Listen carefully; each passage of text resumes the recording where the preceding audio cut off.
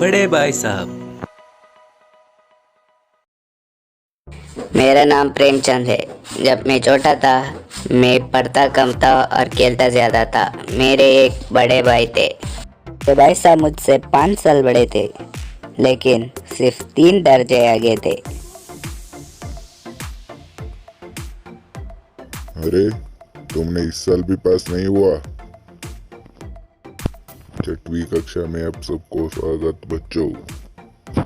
ठीक से पढ़ना।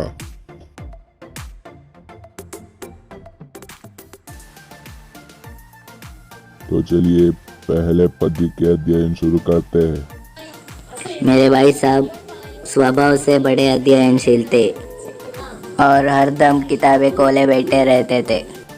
मेरा जी पढ़ने में मन कम लगता और खेलने चले जाता था। कहाँ थे? इसी के कारण मुझे मेरे भाई से डांट भी खाने पड़ते थे। चल जाके पढ़। मैंने एक टाइम टेबल बनाया था जिसमें खेलने के लिए कोई जगह नहीं था और पूरा समय पढ़ाई के लिए था। और मेरे मन खेलने के लिए आकर्षित हो गया और मैं खेलने चले गया।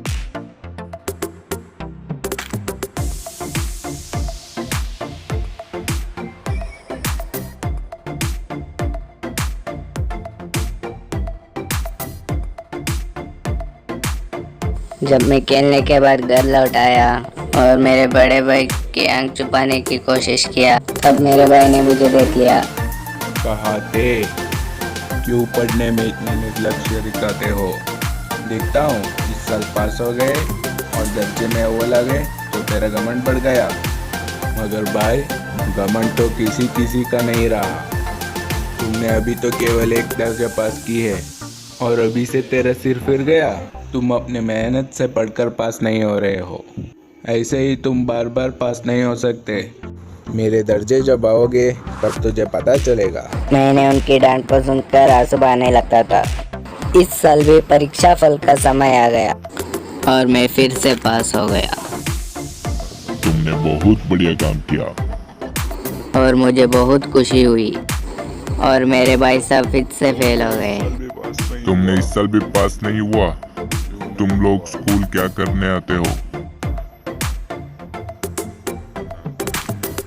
तेरे भाई को देखकर कुछ सीख ले। मुझे मेरे भाई को दुखी देखकर बहुत दुख हुआ।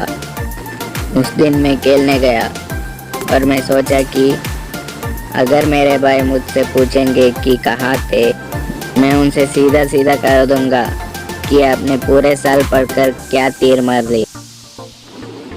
पर मेरे भाई साहब भी समझ चुके थे और वे शांत थे। जब मैं खेल कर वापस लौटा तो वो मुझे नहीं डांटे। मैंने इसी के फायदा उठाया और मेरे दोस्तों के साथ खेलता रहता था और मैं पढ़ाई में बिल्कुल भी ध्यान नहीं देता था। और जब भी मैं घर लौटता मेरे भाई कुछ नहीं कहते थे। मुझे ऐसा लगा कि मेरे भाई भी जान चुके थे कि मैं पढ़ो या ना पढ़ो पास हो जाऊंगा। जब मैं एक दिन बहुत समय तक एक पतंग के पीछे भाग रहा था, तब मेरे भाई साहब बीच में आ गए। उन्होंने तभी उनके उग्र रूप दिखाते हुए कहा, पंखों के पीछे दौड़ते हुए तुझे शर्म नहीं आती? तुम अब 8वीं कक्षा में आ गए हो। तुम चाहे तो मेरे कक्षा ही आ जाओ, लेकिन मुझमें और तुझमें जो 5 साल के अंतर है वो खुदा भी नहीं मिटा सकता। मुझे दुनिया और जिंदगी के जो अनुभव है उसके बराबरी तुम नहीं कर सकते, चाहे तुम एमए और डीलेट और डीफेल ही क्यों ना हो जाओ। तुम ज़रूर अपने मन से निकाल डालना कि तुम मेरे समीप आ गए हो। मैं तुझ पर थप्पड़ का प्रयोग भी कर सकता हूँ। तब मुझे मेरी लघुता के एहसास सच में हुआ और मेरे भाई साहब के प्रति मेरे गौरव बढ़ गया और मैंने उनसे कहा कि आपको मुझे डांटने की संपूर्ण अधिकार है। मेरा भी खेलने में मन लगता है, लेकिन मुझे तेरा देखभाल भी करना है। तभी उन्होंने एक पतंग पकड़कर छात्रावास की ओर मेरे साथ बढ़ गए।